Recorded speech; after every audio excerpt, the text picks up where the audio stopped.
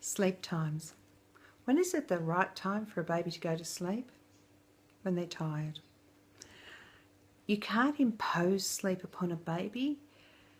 It will end up in a lot of distress and possibly a very short sleep, if a sleep at all.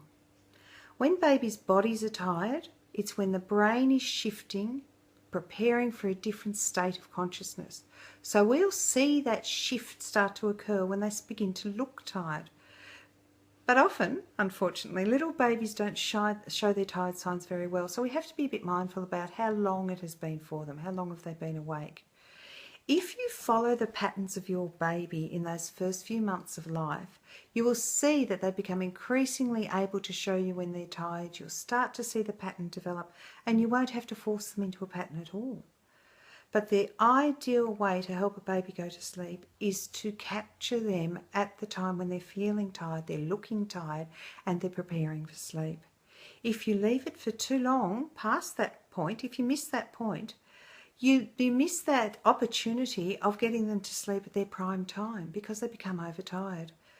And babies, like adults, become less able to be tolerant and to be patient and to be calm when they're overtired.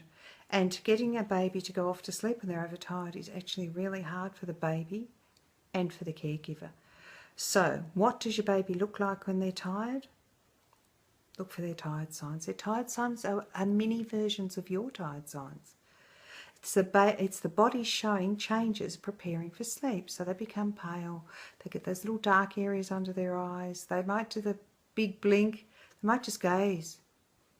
And then we all do it when we're tired. We do those exact same things, except we're more obvious. Little babies might become jittery and they might become really intolerant of what's going on around them and start crying. So what we want to do is to be able to offer them this sleep time before they become overtired. So it's really important to look for tired signs.